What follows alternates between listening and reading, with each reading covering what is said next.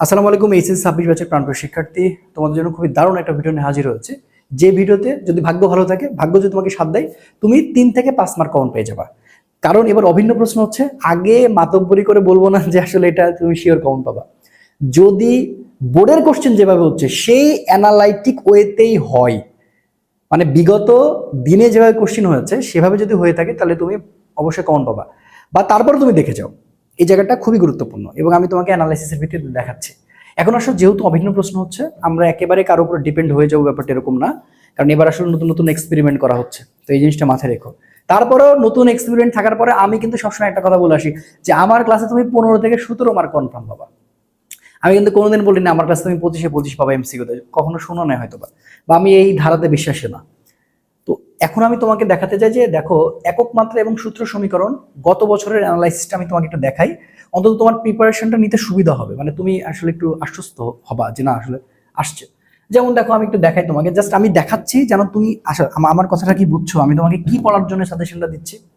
এটা একটা suggestion video, মানে তোমাকে প্রথমত একক মাত্রা এইটাকে তুমি কোনোভাবেই করতে পারবে না, মানে নর্মাল হিসেবে চিন্তা করবে, এটা করতে পারবে না। এটা তুমি পড়ে যাবা, তোমার কাছে যতগুলো একক মাত্রা সামনে আছে তুমি সুন্দর করে পড়ে যাবা এবং দেখে যাবা। আর এই যে সূত্র সমীকরণ বলতে কি, ডিরেক্ট কনভারসেশন। আমি তোমাকে জাস্ট দেখাবো কি, পঁচিশের দেখাচ্ছি, এন্ড পঁচিশের দেখাচ্ছি মানে আমি তোমাকে বাধ্য করছি বাকিগুলো দেখো। এখন তুমি যদি না দেখে মনে করো ভাই যা বলছো ওটাই কমন, আর কমন পড়বে না, এসে গালাগালি শুরু করবো, এই থিমে যারা বিশ্বাসী তার আগেই দূর হও।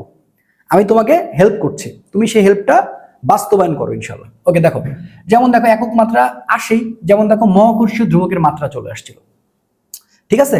এরপরে সূত্র সমীকরণ তুমি দেখো, ই মানে হচ্ছে p²/2m, যেটা আসলে কোথা থেকে, কাজ শক্তি ক্ষমতা থেকে আসছে।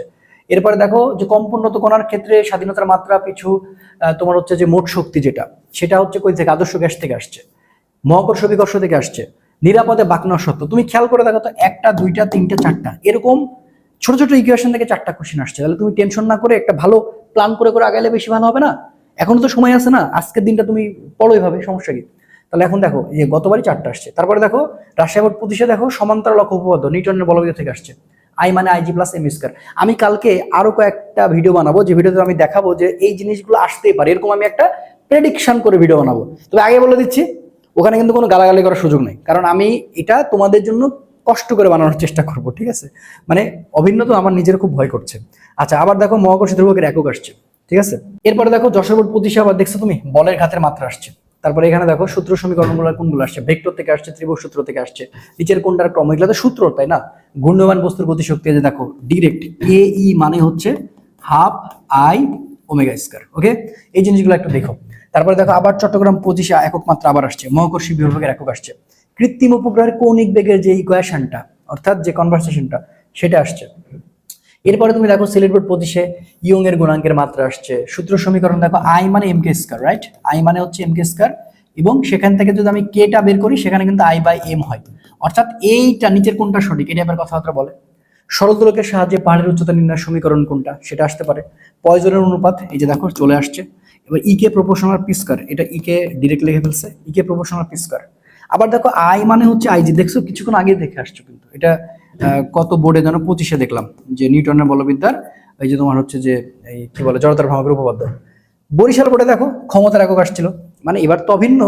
তো সব মিলে যদি কিছু কমন আসে তারপরে তো আলহামদুলিল্লাহ আশা করা যায়, ঠিক আছে, আমরা আশা করতে পারি। কৌণিক কম্পাঙ্কের একক হচ্ছে পার সেকেন্ড। ঘূর্ণমান গতির বস্তুর গতিশক্তি দেখো, এটা অলরেডি রিপিট হয়েছে, ভি মানে ওমেগা আর, সেটাও তুমি পেতে পারো। টি স্কয়ার প্রপোর্শনাল, এই জিনিসটা আসার সম্ভাবনা খুব বেশি যদি সম্পর্ক থেকে আসে, হ্যাঁ, যে টি স্কয়ার প্রপোর্শনাল হচ্ছে আর কিউব, ঠিক আছে।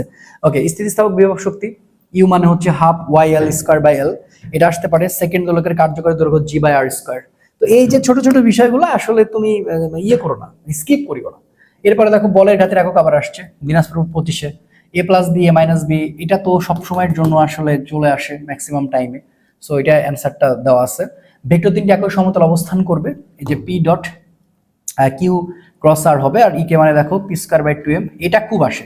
এবং এটার একটা জনপ্রিয় গ্রাফও রয়েছে, পি স্কয়ার বাই 2m, সেটা হচ্ছে কি পরাবৃত্তাকার, ঠিক আছে। আবার দেখো ভি ম্যাক্স মানে ওমেগা এ, তার মানে তুমি যদি আসলে ফিজিক্সের বেসিক সূত্রগুলো জানো তোমার লস নাই, এটাই বোঝানোর চেষ্টা করছি। ময়মনসিংহ বোর্ডে একক মাত্রা আসছিল না, সূত্র সমীকরণ আসছিল।